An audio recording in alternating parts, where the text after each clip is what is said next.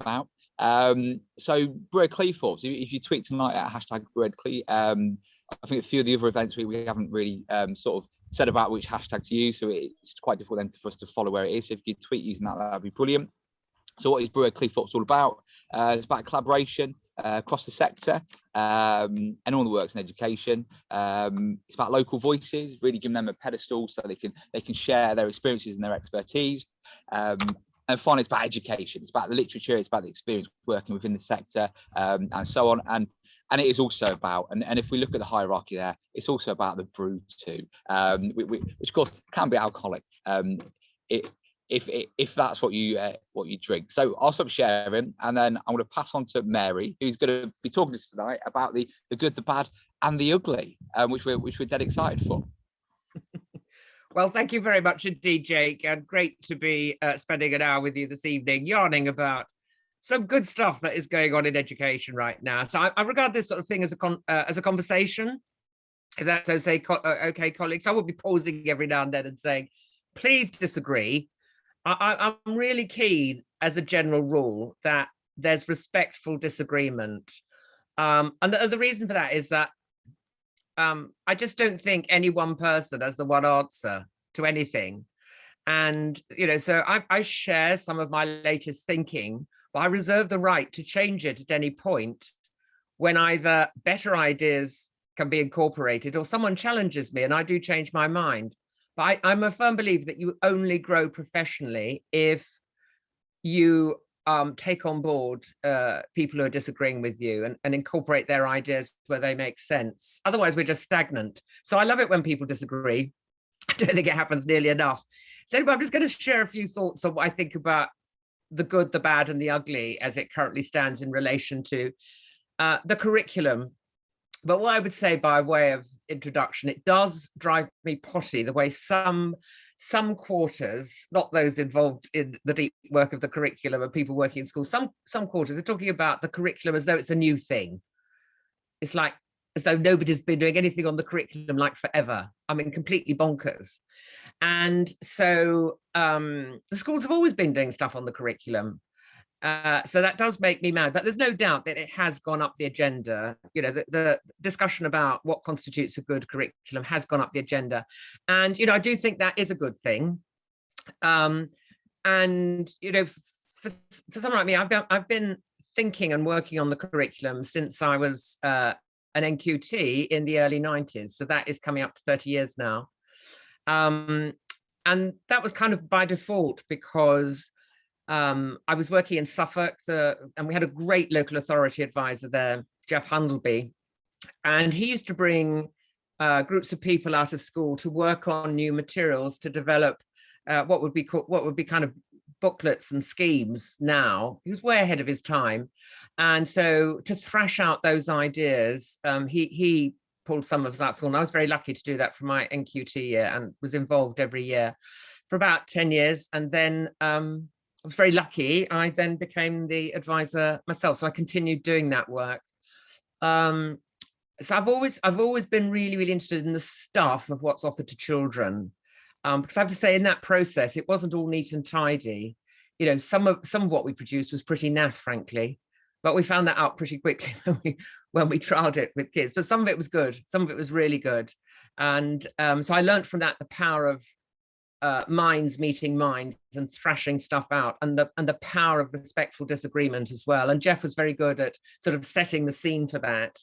So I've had long-standing interest, and when the curriculum was revised in 2013 for implementation in 2014, I was very pleased to see that, and levels going, because they were flipping nonsense.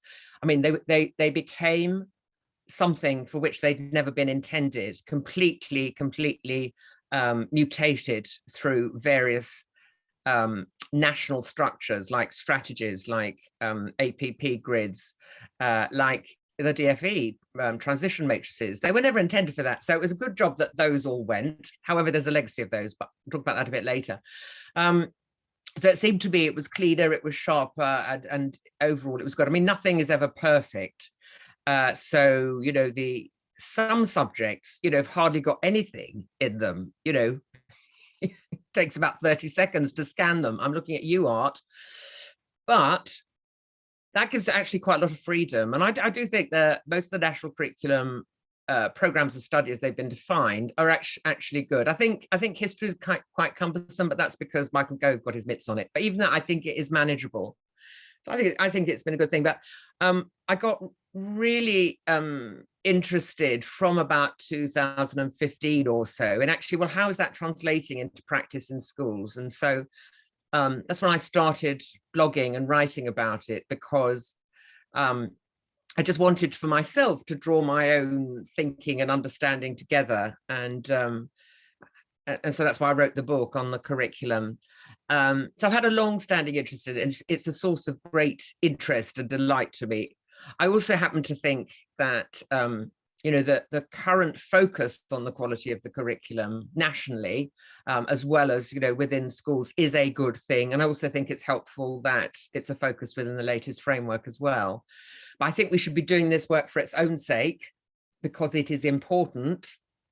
It's important, not because Ofsted are now looking at it. Okay, so the helpful thing in that regard, as far as I'm concerned, is that those schools that might have been a bit reluctant, to take it seriously, there weren't many of them, now it's a focus. They're having to sort of wake up a bit. But I think I'm a firm believer that most schools have been doing good, sensible stuff. But what I would say is that one of the things that I think is good is we're beginning to ask really good questions about the curriculum. And one of the threads is about whether it is truly ambitious. And so I'm delighted to see that as a thread in the latest framework. Is it truly ambitious for all our children, regardless of their starting points? Because a lot of what my work has shown is that children really relish doing difficult, demanding work, as long as they're supported. Nobody wants to be left to flounder and not know what they're doing. But my view is that children relish doing difficult, demanding work. That's also backed up by a lot of the evidence as it comes out currently from the research coming out of the cognitive science field, where learning is likely to be deeper if we put some effort into it. So I think we're beginning to ask some good questions about what constitutes an ambitious curriculum for all our pupils, regardless of their starting points. I think, though, that it's worth focusing a bit on, and I think this is good, but in terms of how we think about our individual subjects, whether in primary or secondary. So this is a good thing which is now emerging. So instead of the narrative around why we're teaching this subject, say in secondary, it's so kids get good results in key stage 4 or 5. That is important, obviously. But the territory of the curriculum is bigger than the exam specification. And I think it's good that that is now being recognized. Similarly in primary, sometimes when it was asked in the past, well, why are you teaching this? Well, at the moment, it's on the White Rose maths program. Yeah, that is very good, but that's not the reason why you're teaching maths, right? That is kind of the implementation bit. So I think one of the helpful things that's coming up, the good things that's coming out, is that there's more discussion about, what the subjects are really about. So one of the things I find it quite helpful to think about and talk about is, well, what's the big picture for the subject? What's its landscape? What's magical about it? What are its distinctive features that are adding to the benefit of children's cognitive development? And then why is it important? So this is about thinking about, well, what would happen if a child came into my school and they weren't taught any design technology? What would they be missing out on? Or history or music? So this can start framing some of the discussions, I think, which are in a good way about the importance of the subjects, which I find really helpful. So one of the things I've done to support that is I've pulled up some quotes for each of the national curriculum areas as starting points for discussion. It's taking people to a place of getting to grips with the heart of the subject, which we kind of know intuitively. And I think part of this work is actually making the implicit explicit, which is good. So just to take one example, Marcus Garvey's, the quote I've chosen, where he says, a people without the knowledge of their past history, origin, or culture is like a tree without roots. So if we're teaching history, whether in primary or secondary, the question is to ask, well, Do we agree with that? We don't have to agree with it. These are just some quotes that I've selected. But why do we think history is important? Okay, so I think that is another good thing. The way that we're talking about the individual subjects, I think, is really helpful. Another strand of the good things that I think currently in relation to the curriculum is the fact that so many people are tapping into the headlines of the research. And for the most part, I think people are being sensible about this. You know, they're working in the spirit of Dylan Williams' best bets, because we have to take the view that nothing is set in stone, that even in the hard sciences, any kind of proof is only provisional until a new piece of evidence comes in to shift that understanding. But certainly in the softer sciences, that's even more the case. So I think the thing here is not to take anything as gospel truth just because we read it in some paper. It's always going to be contested at some point. Nevertheless, I think there are some helpful insights that can really add value to our thinking around the quality of our curriculum thinking, which then feeds into the way we talk about it, which then feeds into the plans we make for it, how we deliver it in classrooms. And so just some of the headlines from the research that I think are a good thing. What we've got, for instance, from Peter Brown and his colleagues' work from Making It Stick. So this is Brown, Rodiger and McDaniel's work, is they found that in order for learning to be secure, we have to put some effort into it. So, you know, if we make things too easy for too many of our children, the learning is likely not to be secure. So we've got this kind of good thread from the ambition, which is sitting within the framework, the fact that children are saying they enjoy doing demanding work, and now it's being backed up with some of the evidence as well. I mean, a lot of this stuff is common sense, really. A lot of it's common sense, but it's just quite nice to have a little bit of additional grist behind it. And then we've got Dan Willingham's work. So he says human beings are curious. So this is really helpful insight because, well, we kind of know this, don't we, colleagues? But lots of schools are now asking themselves on the back of this insight, to what extent does our curriculum provoke curiosity? So that's I think that's a good thing. To what extent does it draw our young people in through the power of the material itself? So it's the opposite end of being gimmicky. Don't need any gimmicks. We just need the power of the material itself. But he then goes on to say that thinking is hard. Thinking is hard. Yeah, but it's meant to be. So I, for one, am very pleased to see this, and I regard it as a good thing, the ramping up of the expectations, but without leaving children floundering. I think there's quite a lot to unpack here. So I think this notion of thinking hard has got parallels with thinking being hard, has got parallels with physical work. So, you know, we can all think of a time when we've done some housework or gardening or been for a hike or a run or whatever. And when we first get going, it's a bit tricky, isn't it? It's a bit sticky. You don't really want to do this. And then we get into the flow. And then as we're finishing and after we finish, we feel great, don't we? So I think there's that's replicated in the cognitive and the intellectual sphere as well. That it can be tricky to get into it. That's why children need us to support them. But then they can get in deep, and hugely satisfying when we crack something or understand something or take something to a newer level. So a quick example from my own life is that I do quite a lot of Sudoku. And I've mastered the easy ones and the moderate ones, and I'm now in the difficult ones, which are difficult. They are difficult for me. Every now and then I'll go back and do one of the easy or moderate ones to give myself a break. And what I find is that when I've completed those, I don't get the same sense of satisfaction that I do when I've completed one of the more difficult ones that I've had to put more effort into. And so what's happening there is we get a rush of dopamine, which is the pleasure hormone, when we've put some effort into something, achieved something, gained new insights, or done something that we don't get when things are too easy. So, you know, for me, this is another good thing. So I'm just going to share a couple of examples of where this has happened in practice, where we offer children demanding text to kind of elucidate this. So the first one is from Richard Kennett, brilliant historian. He was Ken Radical on the Twitters. He's now Richard Kennett, Richard J. Kennett. Anyway, you can find him on the Twitters. He's absolutely marvelous. So he's an historian and senior leader in a trust in Bristol.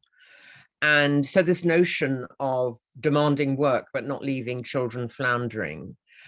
So he talks about an example of the scholarship reading homework that they set up for their year sevens. I love that, scholarship reading homework, really cool. And so in the lessons, they've been learning about the Norman Conquest. And for homework, they're given extracts from Mark Morris's account from the Norman Conquest. So this is demanding stuff. It's not a dumbed down worksheet. Extracts from Mark Morris, world-renowned historian. And what Richard says is your job for homework is to read this and answer all the questions. He then goes on to say, this is supposed to be hard. So if you can't answer all the questions, don't worry. What does he find? They all have a go. Every child, he says, could access it, even though children with a reading age below 10. So this temptation to worry about whether children can cope or not, with the right support they can. And when I was talking to Richard about this, I said, well, why are you offering your pupils this? He said, well, in lessons when we're discussing this, he said, we're using extracts from Simon Schremer's work on the Norman Conquest. What I want my children understanding is that while there might be historical events which are uncontested, actually historians disagree about the significance and the impact of those. So this is normally A-level territory. And what Richard is doing is he's taking them into that space, even children with low prior attainment. So this lovely example of ambition, of high challenge, but it's accompanied by low threat. The critical thing is children need to be reassured and then they're going to have a go. So it's not that the children were producing work of A-level standard. That's not the point. The point is they were being taken into that territory, and obviously they're going to be great gains in their learning. Another quick example, Ashley Booth's work in year 6. So he is brilliant on the Twitters, Mr. Booth, year 6, and he talks about having in a whole class reading session where they are reading The Caged Bird by Maya Angelou in year 6, finds that a child who would have long been considered low ability in inverted commas can do a really sophisticated piece of writing. Now they've clearly been supported, but they have been able to make the connections between the conditions for the bird in the cage in the book and a large proportion of Black American society at the time the novel was written. It's a very sensitive stuff and sadly still relevant today. So the issue here is that that child wouldn't have been able to make those responses if they hadn't been offered that. So, you know, for me, this is all a good thing. A good part of curriculum thinking is expanding the territory and the ambition for all our children. So another good thing that's come out of the cognitive science is another insight from Dan Willingham, where he says our brain's privileged story, our brain's privileged story. I don't think as a sector, we've actually really absorbed this notion that we know more and remember more if we've heard it in a story. And when we're talking about story, we're talking about a high quality narrative, whether it's novels or fairy tales, or could be poetry, could actually be picture books, tell stories. But I think it extends to high quality texts. We've also got the same coming from Steven Pinker, world-renowned scientist, who says that, you know, cognitive psychology has shown that we best understand facts when they're woven into a conceptual fabric, such as a narrative, a mental map, or an intuitive theory. Disconnected facts in the mind are like unlinked pages on the web. They might as well not exist. So I find this incredibly helpful when we're thinking about the curriculum beyond English and beyond literacy. This is across the wider curriculum. How are we building in narratives? How are we building in stories so that our children know more and remember more? And then another good thing to back this up is the work that's come out of Sussex University a few years ago on the faster reading research, where they found that simply reading aloud challenging, complex novels at a fast pace repositioned poorer readers as good readers, giving them a more engaged, uninterrupted reading experience over a sustained period. So some quite extraordinary results there. Group of year eights given 2 novels to read at least a year above their pay grade. That's all they did for 12 weeks. And at the end of that, the whole cohort, they'd improved by 8.5 months, but the poorer readers had increased their reading ages by 16 months. Okay, so I just find this utterly compelling. For me, this is a really good thing in relation to curriculum thinking, because we've got fantastic opportunities here, drawing on what's coming out of the cognitive science to really ramp up the curriculum, but in a very humane, lovely way. So high quality text is going to do lots of things. It's going to create the big picture, the background, and we know that's incredibly important. Christine Council's great insight that we need the hinterland. So there's a lot of evidence that if we know the background and then we're studying something that relates to that, we're going to absorb it and understand it much more easily if we've got some background knowledge to it. So a good, well-chosen text can do that. They also contain complex ideas. So we also know that the concepts are incredibly important. They're like holding baskets for a lot of information. The great thing is there's plenty of them, but there aren't too many. But I find the focus on concepts really, really helpful. So where do we find those? Well, starting point is the important statements in the national curriculum documents, but then a lot of them are sitting within books that we can then draw out. They enrich children's vocabulary, and they're inclusive. And so my question is, why aren't we using them more in our lessons? It's a lot of my work around that is around that at the moment. So I'm going to turn now. So I think there's some really promising stuff coming out. I'm just going to turn quickly to talk about what I think is bad. Actually, I'll pause. Does anyone ask a question? And then I can have a drink of water. It's not gin. I'm going to pause there and just take some questions. Might be something in the chat. So we've got it's Rich K. Bristol for Rich Kennett, apparently. There you go. Thank you, Christian. Everybody needs to follow Rich K. Bristol. He's absolutely brilliant. Yeah.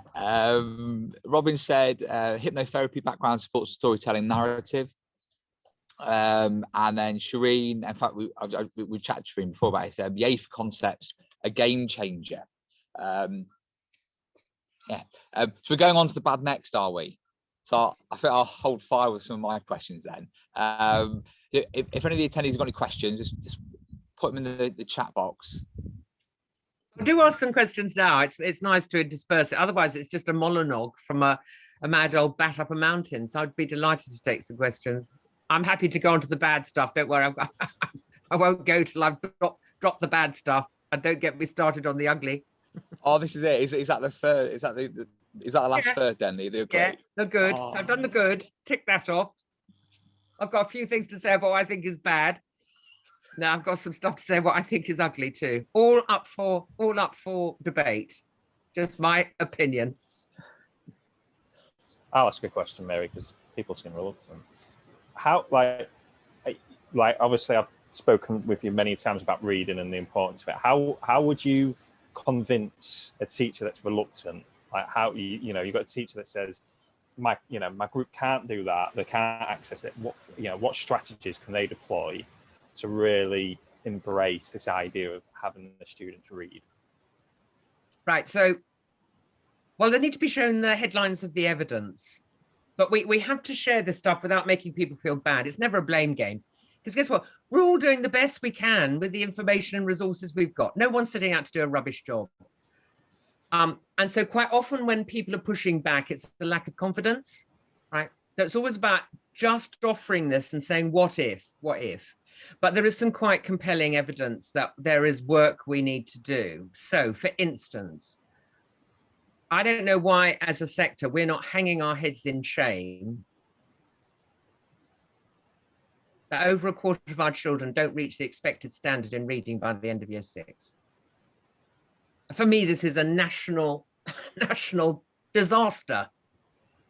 And it is not a blame game. It's not a blame game, but something has gone wrong when over a quarter of our children are not getting to the reading ages for the last year for which there was any data, 2019. It is an absolute disaster for those children, unless they have wonderful support when they arrive in secondary school. But by and large, and we know from lots of research, including the last recent research from Open University, Oxford University, in conjunction with the Centre for Education and Youth, where the gap gets even wider. We kind of know this anyway, but masses of evidence that supports that. And of course, the additional demands that in secondary for, vocabulary and sentences of greater lexical depth and complexity. I mean, it's just masses going on. And to me, it's a complete mystery that this is not being taken seriously. I mean, I think individual schools are, but I think it's a national, I think we should be hanging our heads in shame. Collectively, it's never an individual thing. But we also know, from the Department for Education research from 2017, that only about 30% of children are read to at home. Yeah. And a piece from Teacher Tapp from 2018, only 15% of year 4 teachers are reading to their classes every day. Right. Now, I don't blame year 4 teachers. Something's wrong in the sector that we're not taking this seriously. Sorry, you were about to say something, Dave. I was listening to Diane and James Murphy last year, and something they said really just resonated with me. The idea that we have very little control over what our students read outside of school, and that kind of, it really just struck a chord with me and kind of spurred me on in terms of pushing it in my own subject, and then also just trying to spread the word across school. We all should be doing this. Yeah. So John Hutchinson's very good on this. He and his colleagues take the view that they don't assume anything's going to happen at home. It's great if it does, but they're not going to make any assumptions. So it's got to be as powerful and as effective day by day for children in classrooms. But there are some schools that are taking this seriously. So I'm talking beyond English and literacy. It's a whole school, and it's a strategic responsibility, I'm arguing. So I was talking to Ahmed Khattab a little while ago, and he was saying that they read a minimum of 800 words in every lesson because they understand the power of this. And, I just think more schools need to get that message. But to your point, though, Dave, about, someone who might be reluctant, it probably needs to be modeled for them. They probably need to have the research shared with them. I think there's probably a professional development need and an opportunity there, because some people are not comfortable reading aloud with in front of people. So there might be some practice and support around that. Sorry, do you think they recently asked it? I was delivering a CPD session on it yesterday, and I kind of started by saying I understand teachers' reluctance, given that we have so much pressure. Like you think about your curriculum, what it looks like. We've got so much pressure to get things into Key Stage 4, and we've got to have done all of this, all of the spec, and I know the spec's not the curriculum and things like that, but we have so much pressure in terms of what we need to do in our subjects. The different types of knowledge that we need. That some teachers just think it's another thing to try and cover, and it's not really my responsibility. When in actual fact, as you've said there, it's everyone's responsibility. Yeah, I think when it's really unpacked, and so I mean, a lot of my work at the moment is working up examples of what this looks like in practice. But there are a lot of barriers. So one of them, as you've identified, Dave, is confidence. Right? For some courses, you've got to recognise that, and that there's no shame to that. We all need to have confidence in various things. The other issue, though, one of the other barriers is that it's enjoyable. I mean, I'm sure we've all had the experience of reading aloud to a class, whether in primary or secondary, and something magical happens to the atmosphere, doesn't it? It's what Claire Seeley, who was a head in Hackney, we all know Claire, don't we? She's now running school improvement in Guernsey. Brilliant, absolutely brilliant. What she calls the collective cuddle. So this is a problem because we think because it's enjoyable, how can it be work? You know, Problem is, Mary, they're saying the cuddle. It's all secondary to it. The cuddle. No. Love it. She means it metaphorically. Of course. I know you know that. I know you know that. But that is an issue because we recognize that and we think, oh, that was bad. How can that be work? That's why we need to be tapping into what the research is saying. There's also the issue of time. And there's two aspects to the time. So one is if I'm preparing a lesson which is underpinned by a high quality text, and I'm tapping into the mantra here of Andy Tharby, absolute genius, senior leader in English at the Durrington School, the research school. He talks about the text being the beating heart of the lesson. Yeah, doesn't need tarting up, doesn't need thousands of worksheets. Let the text speak for itself. And he's talking in English, and I'm now stretching this out into other curriculum areas where we're developing new units. So if I'm underpinning some lessons tomorrow, underpinned by text, how much time have I spent preparing for that lesson? I found a good text or an extract, and I might have identified maybe half a dozen words I either want to pre-teach if I think they're going to be a barrier, or make sure we spend some time at some point in the lesson unpacking. But I haven't spent that long. What I've not done is work till midnight preparing half a dozen differentiated coloured worksheets that are going to widen gaps. So that is an issue because as a sector, we're inclined to think we've got to put masses of effort into something, what I call Jackson Pollocking the curriculum, just chucking stuff, pile and piles of activities. We think we're doing a better job. So we conflate activity with productivity. So if we're not working as hard, we think there's something wrong. Well, it's not wrong. It's actually better. And then there's the issue of time in schools. And I think you hinted at this, Dave, where people are saying, I haven't got the time. I get a lot of this in primary. I have it a lot in primary as well. We don't have the time. Yeah, like what are you doing that's more important? Children colouring in the mosque. No, that's not art, mate, and it's not RE. So don't kid yourself.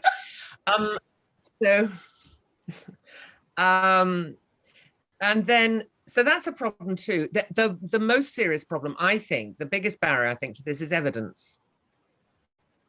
So, you know, as a sector, we fetishize written work. So learning hasn't happened unless there's a written outcome, which is complete nonsense, right? And if I'm in a school where someone is coming in either with a tick list, a checklist, or a mental checklist of what they expect to see in a decent lesson, and I'm just reading aloud to my class, they're going to think, well, what is going on? What are the kids doing? Yeah, but it's all happening intellectually. It's all happening here. And if you look at the English national curriculum, the programs of study, this applies to literacy across the curriculum as well. So it applies to all subjects. I am arguing, happy for people to disagree with me, but writing's number 4. It's 4th in the list after speaking, listening, and reading. So if we want to get great written outcomes, we need to have those 3 things in place. And that's not going to happen every lesson. So we've got some big barriers embedded within the sector that are in the way of taking this on board. And for me, that's a real concern. The only good thing is that you know, the latest framework is taking an interest in how schools develop children's reading beyond English and literacy. So for me, that's a bit of a lever to ramp this up. Cool. Mary, Emma's asked, what do you think are the most important factors to consider when selecting challenging text for primary? Right, so I have a number of criteria. Thank you for asking that. So the first is, it's got to be strong and accurate. It's got to be strong material and it's got to be accurate, right? It has got to contain appropriate tier 3 vocabulary, right? And it's got to be beautifully designed. So I've got a quick example. So Sabina Radek, if I'm preparing to teach in the year 6 program of study for science, there's a unit on evolution that I'm going to draw on Sabina Radeva's Charles Darwin's on Origin of Species. Why? Because it is the substantive knowledge in there is sturdy and it's accurate. Why? Because Sabina trained as a scientist, but she retrained as an artist. So it's irresistible. It draws people in. It provokes that curiosity. But also it contains that tier 3 vocabulary that I want my children really absorbing in the time I'm teaching them. Geological record, extinct, sediment. Okay, so quite often those are just taught as stuck on the board or on the wall. I want them embedded in the high quality text or narrative, because that is going to deepen children's learning. So I'm very fussy about the texts I select, because a lot of them patronize kids. It's like, gee whiz, this is just so exciting. It's like they don't need to be told it's exciting. I don't need you as some dimwit author telling me whether I'm going to engage with this or not. The material itself is going to draw my children in. I want them taken serious. I want my kids to take them seriously. And I want them drawn in, and I want them to do the heavy lifting of this big vocabulary. So that would be one example that I would have for science. I've also done some work, slightly reluctant to say this with two eminent geographers on the call, might be even more, is that so I've done some provisional works. Everything I do is work in progress. It's always in draft, because I never want to sign anything off completely. So when people say, well, we haven't finished our curriculum plans, it's like, no, you never will. just breathe into that. It shouldn't be finished. But also I always want to leave it open to someone making some suggestions that I'm going to incorporate. So everything I do is work in progress. Anyway, so I have worked up in draft a unit that pulls out some of the big ideas in geography and primary around rock formation, around volcanoes, around going down into the core of the earth and different layers of rock. And so I've actually taken it from early years. I didn't want to take it from early years, but I was doing a piece of work with a couple of primary schools. Talking in the piece of work, it was some research I was doing for myself, and they were happy to join in. They said they'd like some support with geography. That's how we ended up there.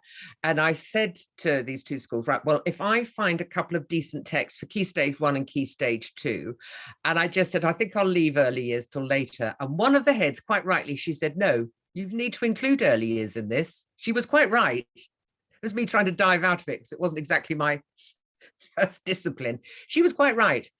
Because although the early years are obviously not following the national curriculum, what they learn about in the early years has got implications for what they want to go on and do, or they're going to be taught, if they like it or not.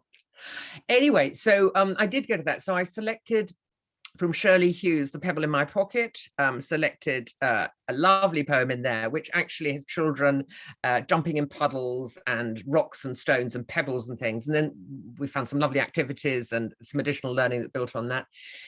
In Key Stage 1, the text I suggested was The Street Beneath My Feet, which is Charlotte Gwillim's and Yovel Yoma's, illustrated by Yovel Yoma.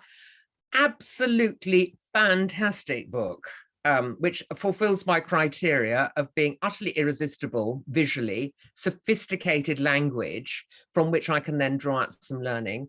And then for Key Stage 2, The Pebble in My Pocket. Again, it meets those criteria of all that rich and sophisticated big ideas that hit some of the geography notes. I'm not trying to do everything. And so to answer your question, yes, I believe that there are stories in every part of the curriculum for every unit and for primary and secondary. Now I got my head chopped off when I said I wouldn't necessarily build in stories at the start of a PE lesson because I think children need to be active. Well, several people on the who are PE specialists on the call said, oh, no, there's masses of stories in PE. I said, well, I know there are, stand corrected, absolutely, but I've been inclined to incorporate those into projects or homework or whatever. I wouldn't want anything cutting across the children doing physical stuff. But so that's the argument I'm making. I hope that's helpful. So my argument is, yes, there's plenty of them. So to me, that's another really good thing. Mary, there are loads of questions coming in, so I'm conscious of time. Do you want me to ask the questions, and we can run over the questions, because I'm loving listening to this anyway, so that's fine. Or did you want to move on to the bad and the ugly? totally up to you. I can do the bad and the ugly quite quickly. I'm very happy to continue with the questions if more are coming through. Ace. Bro, so Christian's put the view that the challenge in a lesson is determined by the nature of the task rather than the curriculum content is still, in my experience, fairly commonly held. What is your view on this? I presume you lean towards disagreeing at least, and how can this be tackled in schools? So that's a really interesting question. So what I'm reading to that, and tell me if I've got this wrong. So do unmute yourself while I read that again. That's Christian, isn't it? Yeah, it's determined by the nature of the task. Yeah. So what I'm taking from that is pupils and students are offered different tasks according to whether they can cope or not. Tell me if I've got this wrong, Christian. I think it's the form of differentiation through task. Is that what you're getting at? Correct me if I'm wrong. Hola. Oh no. So, that was me. That was me saying, Christian, say something if you need to, or type back. Where are we? I can allow to talk, can't I? This is new. This is exciting. Christian. Hi, I'm not sure I can speak. Oh, but I can type. Type's fine. Christian, did you want to talk? I can unmute you, I think. Yeah, you can unmute. He can unmute himself. Should be able to unmute himself. Christian, is it? Oh, we have. Oh, I think we have. Christian, we can hear you. Hello, wonderful. Hi. Basically, what it stems from is a while ago, we were doing some CPD at school, and around the concept of challenge. And my view was, well, what we need to do is talk about the curriculum and say, we need to give kids challenging content to study, and that's where you will get challenge. And the alternative view, should we say, that was taken was, no, what we need to do is engineer sort of various tasks, and the task will kind of artificially, if you like, or in my opinion, artificially generate challenge. By being, in some way complex or demand some sort of theoretical higher order thinking. And to me, that seemed to miss the point about what challenge is about, and particularly in terms of thinking in line of the new, obviously you've mentioned the new Ofsted framework and the welcome focus that's brought. And I think that's posed a lot of challenges to schools. But to me, it's about let's get them reading harder stuff. Let's not just get them reading stuff and do something different with it. So that was kind of where I was going. I mean, I'm certainly agree with you on differentiation and what you've said about that already. I mean, absolutely, I'm 100% with you. Although again, I think a lot of those other views are still widely held around that issue as well. So does that make sense? Yes, it does. So the idea that challenge could be a bolt-on, do you know what I mean? Like it's like do you know what I mean? It's like, what we're gonna do is we're gonna color in the task. We're gonna do a challenge task that's colored in purple because there's your challenge. It's like, well, does that mean the rest of the work isn't challenging? Do you know what I mean? Exactly. And I found that, that's sort of, I still find that view widely held. And sometimes I feel like I'm speaking in Greek to people when I say, well, I think we should just want them to read harder things. I don't know if that's too provocative to say or not, but no, I think provocative. I think you're spot on, Christian. I think you're absolutely spot on. That it is the quality and the demands of the material itself that provide the challenge, not kind of artificial tasks. So I think a reframing of what we mean by challenge in the way that, I think we've needed some reframing of differentiation. So differentiation started off as a good thing. It's like, making sure that it is accessible for all children, insofar as we're able to. But what it got mutated to was we have to produce different materials for children, and we're going to assume that some of our children can cope with some things, but they can't cope with other things. This is a blimmin' cheek. I don't know what a child is capable of until they're given difficult, demanding things to do, and I support them to get there. And if we take that to its logical conclusion, which actually is what happens in lots of schools, you get some children given more demanding, challenging work because teachers think they can cope, and then you've got other children who are given easier work because teachers think they can't cope, and then we wonder why the gaps aren't closing. It's because they're not given the opportunities. And that's why that Sussex University research is so helpful, because the what the children said that they done when they'd done so well, when the interviewers were talking about why they'd done so well, they said, well, we don't normally get the chance. We don't normally get the chance. That absolutely bloody breaks my heart. It does. Because what's the diet for a lot of our children who are identified as lower starters or slower children? You know, and I'm thinking in English, and given a diet of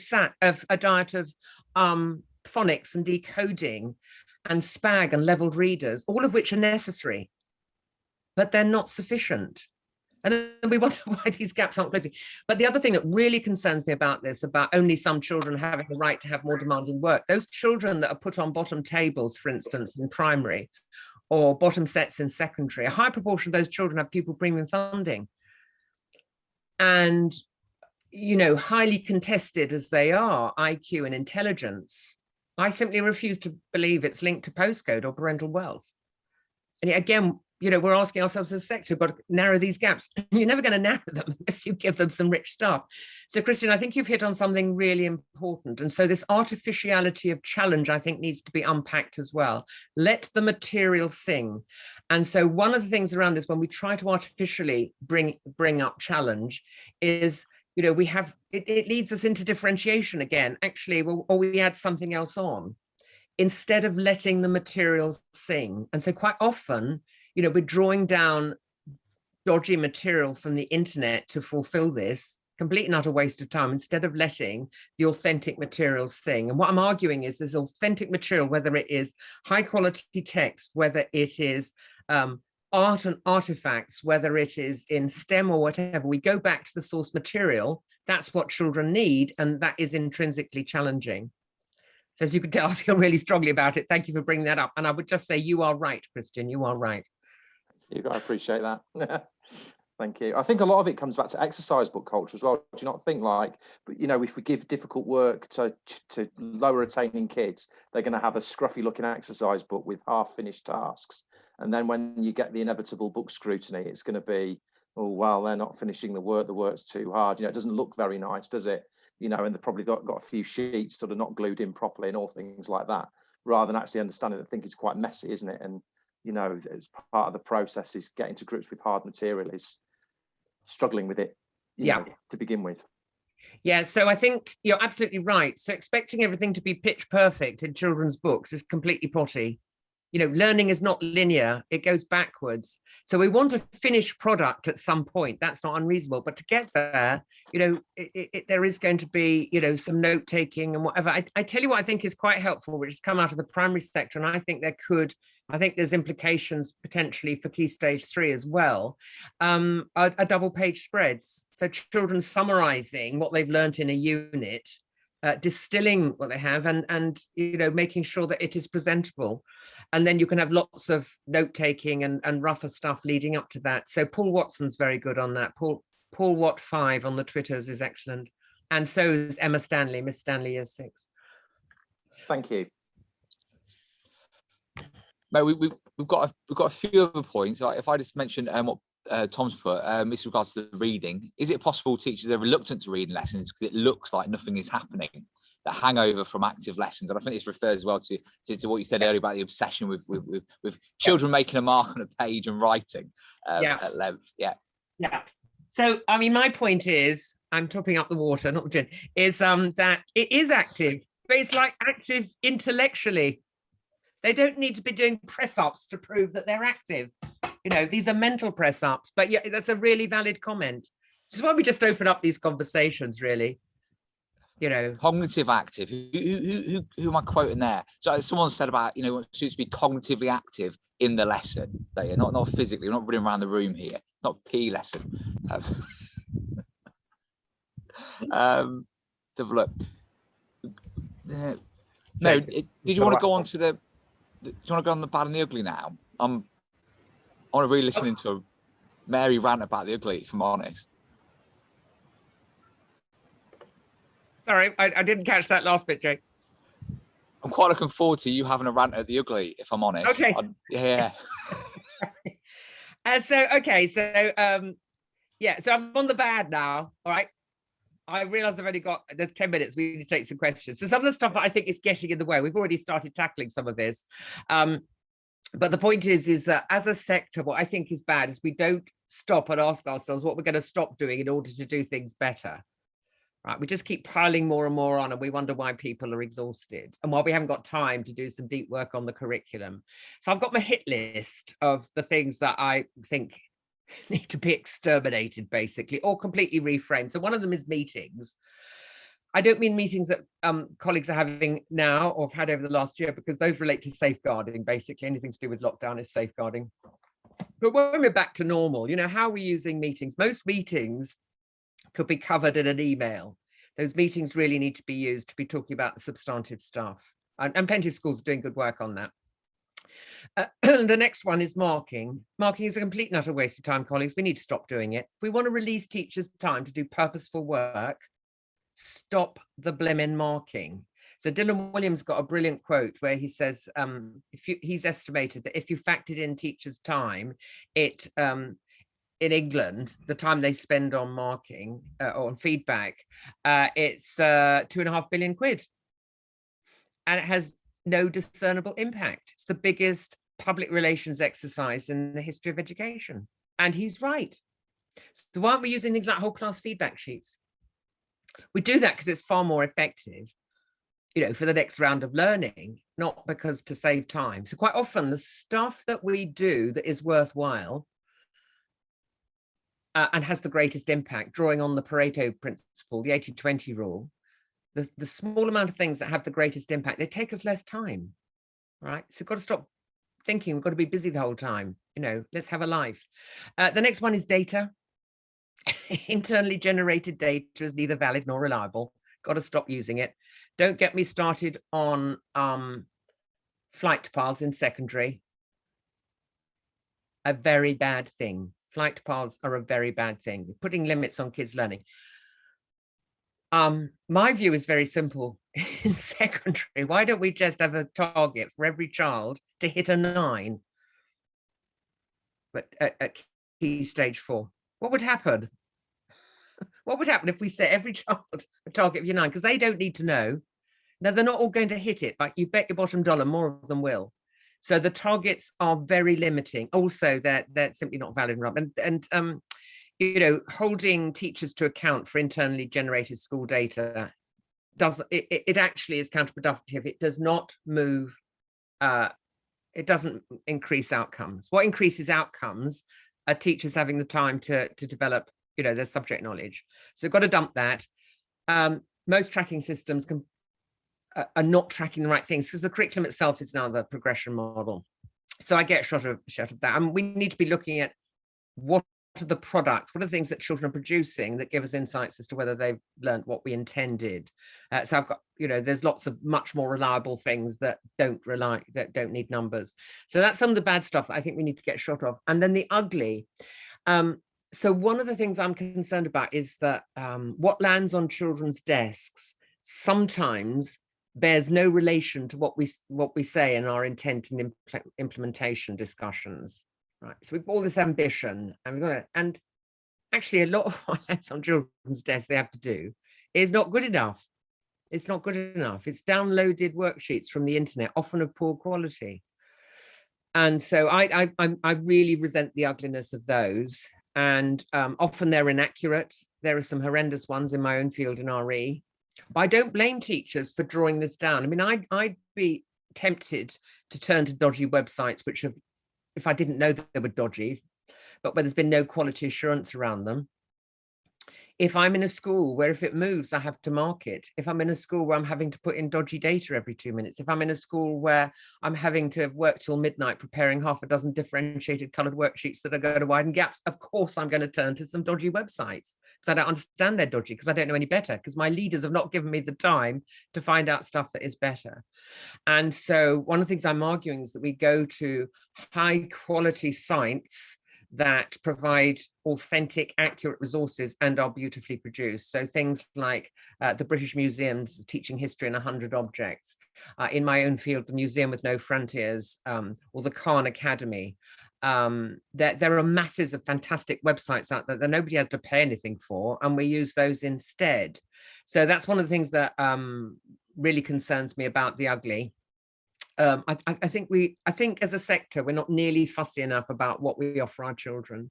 And I really worry when I look at kids' books, it's just piles of worksheets stuck in, which is fine if they can talk about it, but you have a chat with them about it and they haven't got a blooming clue. So it was a waste of time, really. But that all shifts when we get to this deeper place of authentic sources, authentic materials underpinned by texts, and get them to do some interesting stuff with it, primarily powered through talk.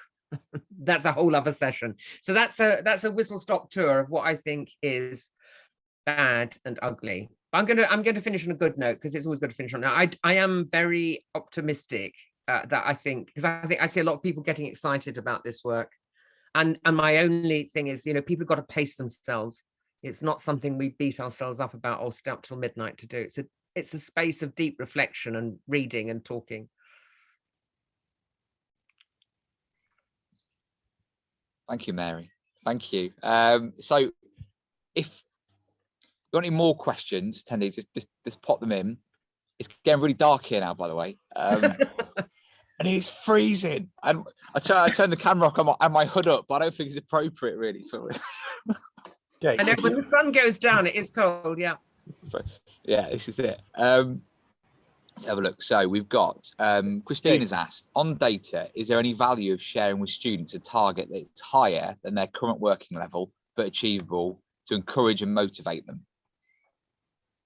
I don't know why.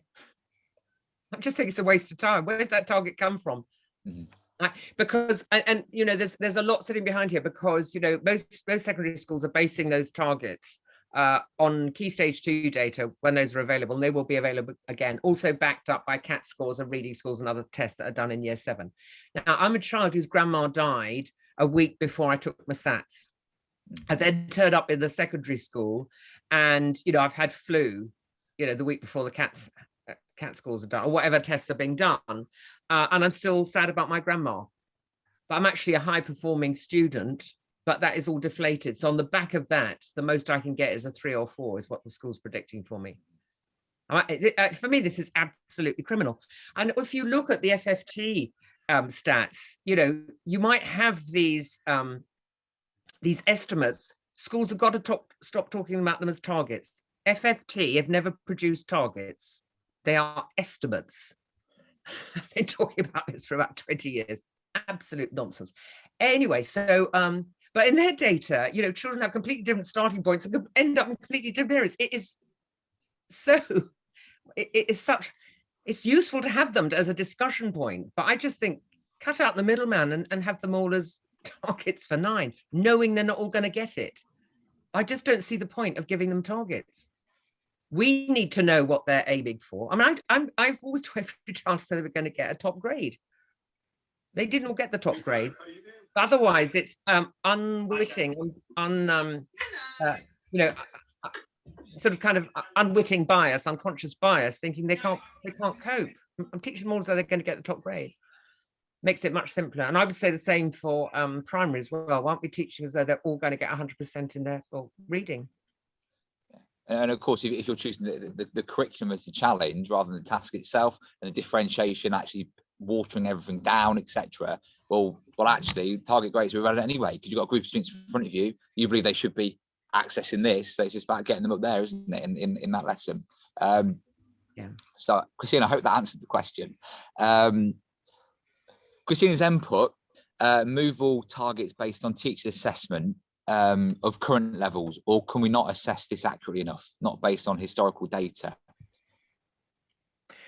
Well, where did those levels come from? Because levels went in 2013, right? So they're no longer, we shouldn't be talking about levels in relation to the curriculum. If in secondary, we're talking about levels which are working backwards from GCSE numbers, why would I be using those in Key Stage 3? I'm not teaching GCSE, or I shouldn't be teaching GCSE material at Key Stage 3. So what is absolutely clear now, and this message has not got through to schools en masse yet, is the curriculum itself is the progression model. Right? I have taught it. Have my kids got it? How do I know? And what am I doing about the ones who've not got it? All right. And then when I'm having conversations with my line manager about standards, you know, we're not looking at these ridiculous numbers which don't tell us anything.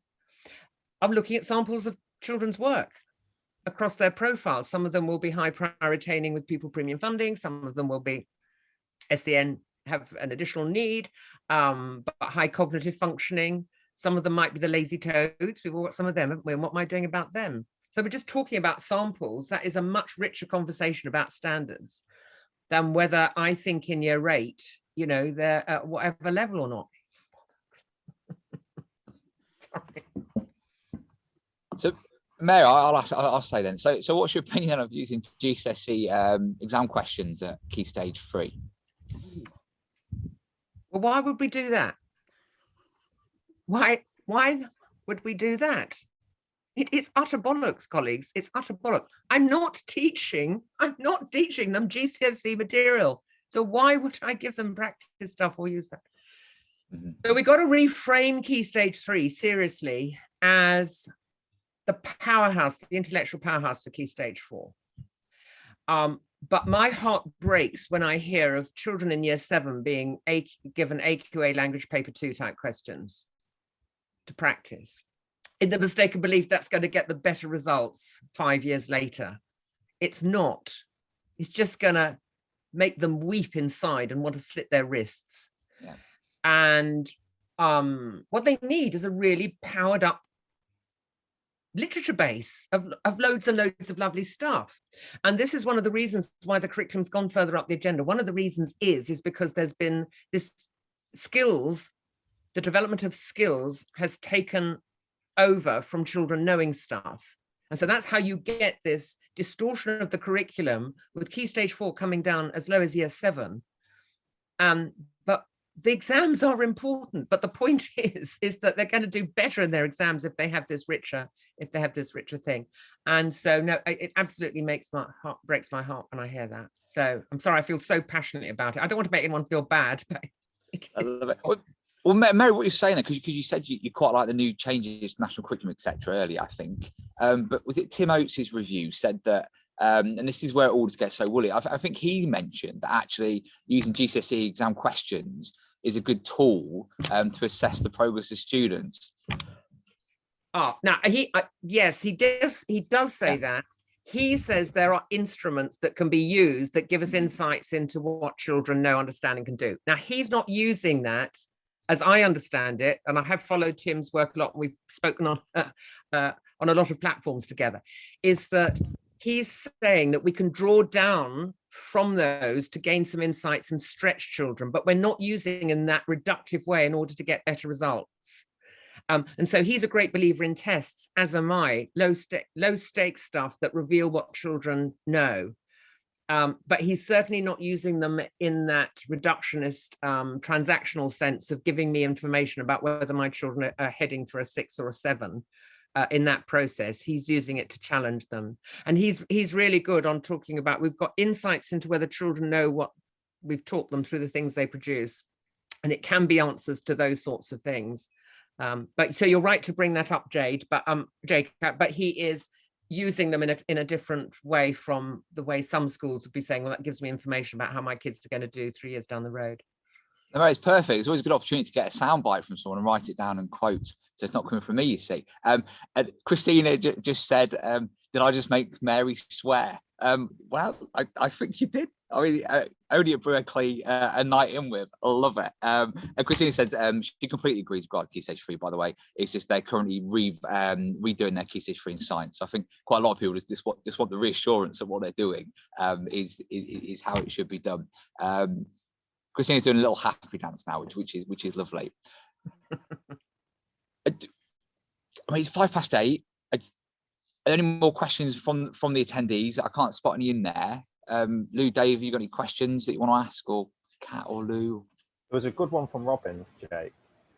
Oh, did I miss it? Yeah, and it's something that me and you have discussed previously, so I thought you might want to ask it. Is it the one Teach the Top, that one? No, it's to do with selecting texts written by experts. Dave, you ask it. Robin's what I think it's right, Robin. Yeah, she's one of my geographers. Love Robin. She's great. Yeah. So, Mary, what are challenging texts in geography? So we've got things like Factfulness, Almighty Dollar, Disaster by Choice, Prisoners in Geography, and they do seem to be quite popular. But do they need to be written by an expert in the field, or just someone who is very interested and heavily researched on the topic? So I think we make a judgment about what the content that's being written. Is it doing the heavy lifting for what I want it to do in terms of opening up this landscape for my pupils or students, and for including the tier 3 vocabulary where appropriate, not in an artificial way, which is why I love that example of Sabina Radeva's work. So I think it is entirely legitimate as long as it is solid stuff. So the danger with some well-sourced stuff is that the tone isn't right. I'm always interested in the tone for my pupils and students. But I'll give you one example where I think, so it's not in geography, it's in history, Gombrich's Little History of the World. Okay, so that was written as a primer for undergraduates going up to read history at university. But the prose is so clear, it's crystal clear, that I've used it in year 8, working on a unit in ancient Greece, just a chapter taken out as background and reading for the students. But then I've also was talking to someone about it, a senior leader in a primary school, so they said they'd used it in year 5. So a really high quality text can transition across the ages of the children and the fate and the key stages, I think. And you know, when I was teaching philosophy A level, I would include The Very Hungry Caterpillar at one point, and my students weren't patronized by that. They understood, you know, what we were trying to get out of that. And so layers of meaning can reveal themselves as appropriately across the key stages. But what I don't want is children being patronized. And so that's why I'm very careful about the things that I am researching and finding, because I want to treat young people with dignity and respect and assume they're intelligent human beings. They don't need to be seduced into this stuff. It is worthy in its own right when we find the right material.